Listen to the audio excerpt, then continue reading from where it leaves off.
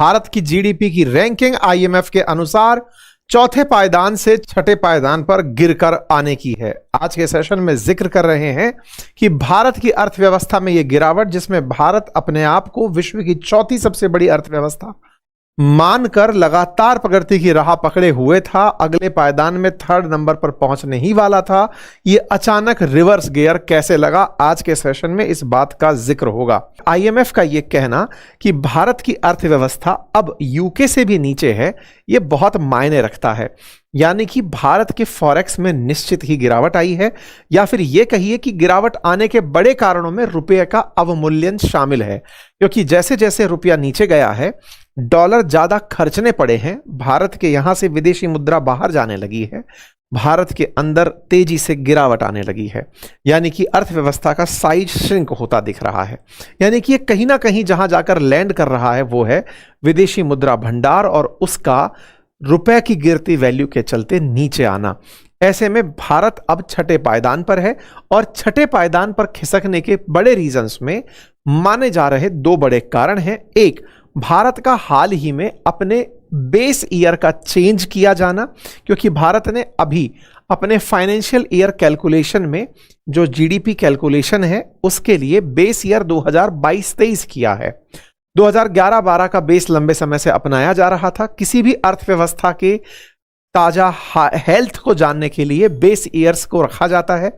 आसान भाषा में ऐसे समझिए कि जब रियल जीडीपी आप नाप रहे होते हैं तो मतलब इसको आप आम बोलचाल की भाषा में ऐसे समझें कि आपसे कहा जाए कि आज के तेल, घी, चावल, गेहूं का भाव कितना है, तो आप अगर आज से 10 साल पहले की बात के आधार पर कि उस समय इतना हुआ करता था तो आज का भाव उसके हिसाब से इतना महंगा है, तुलना बेस ईयर जितना नीचे लेके करते हो तो आज का समय बड़ा दिखता है।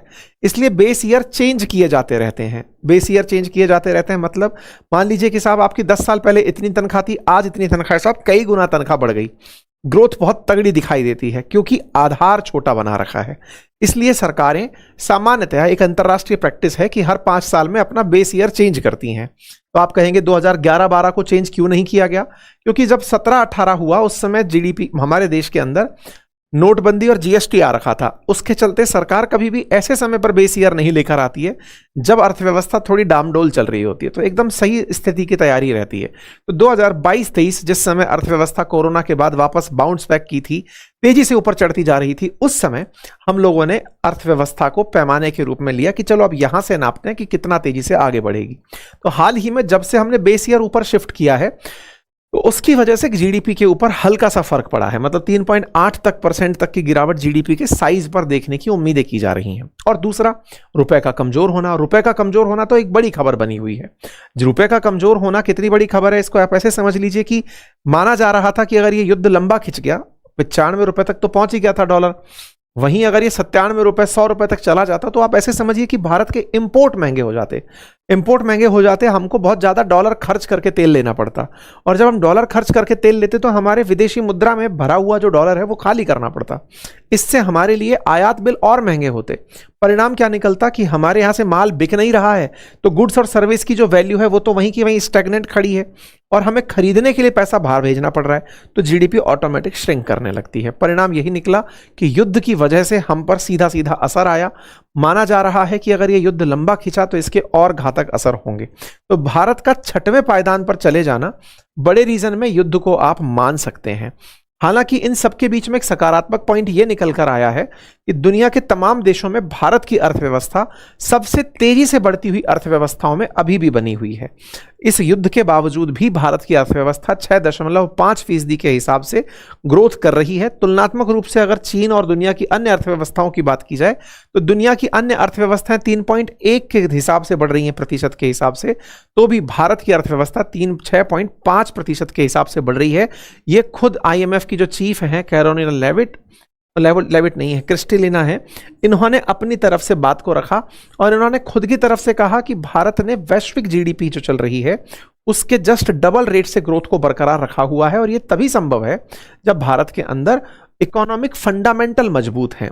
तो इसके आधार पर अगर देखा जाए तो दुनिया की बदलती परिस्थितियों के बीच में भी भारत अभी भी अपनी ग्रोथ रेट को मेंटेन करने में कामयाब हो रहा है। अगर जीडीपी बढ़ती है तो फायदे निश्चित होते हैं, क्योंकि अर्थव्यवस्था बढ़ना अच्छी बात होती है, लेकिन अगर जीडीपी घटती है तो उससे काफी सारे नुकसान होते हैं। जैसे आपके पास जब कमाई के मतलब जीडीपी असल में क्या है, गुड्स और सर्विसेज की वैल्यू है। जब गुड्स एंड सर्विसेज की वैल्यू घट रही है, ओवरऑल धन घट रहा है। धन घट रहा है इसका मतलब दुकानदार माल नहीं बेच पा रहा है, खरीदार सामान नहीं खरीद पा रहा है। अगर दुकानदार बेच नहीं पा रहा है, खरीदार खरीद नहीं पा रहा है, तो अर्थव्यवस्था श्रिंक होने लगती है, रोजगार के अवसर घटने लगते हैं, बेरोजगारी बढ़ने लगती है, लोग डर के खर्च करने लगते हैं। ये सब इसके नकारात्मक असर होते हैं। ठीक है साहब, तो कुल मिलाकर के ये सारी की सारी जानकारी है। हालांकि चिंताएं हैं कि युद्ध बढ़े तो ये और नीचे जाएंगी, लेकिन हाँ, अगर अर्थव्यवस्था फिर से संभलती है और दुनिया के अंदर फिर से हालात बदलते हैं तो भारत फिर से तेजी से उठकर आएगा। ये फिलहाल के लिए एक क्षणिक कैरेक्टर है, लेकिन ये युद्ध का असर है। और जितनी भी इंपोर्ट आधारित अर्थव्यवस्थाएं होती हैं उन पर अक्सर युद्ध इसी प्रकार के नुकसान पहुंचाते हैं। अगर आपको याद हो तो 1990s का वो दौर जिस समय भारत को अपना सोना गिरवी रखने के लिए मजबूर होना पड़ा था, वो भी गल्फ वॉर के कारण जन्मी हुई परिस्थितियां थी। उम्मीद है कि आप इन चीजों को अब रिलेट कर पाएंगे। फिलहाल के लिए इतना ही कि जिस चैनल पर फिलहाल आप खबरें सुन रहे हैं, पढ़ रहे हैं, आपसे गुजारिश है कि इसे सब्सक्राइब करना ना भूलें, क्योंकि आप में से बहुत सारे साथियों ने इस चैनल को सब्सक्राइब नहीं किया हुआ है। आप सब्सक्राइब करते हैं तो हमारे साथ आपका जुड़ाव हमारे लिए एक ताकत के रूप में दिखाई पड़ता है।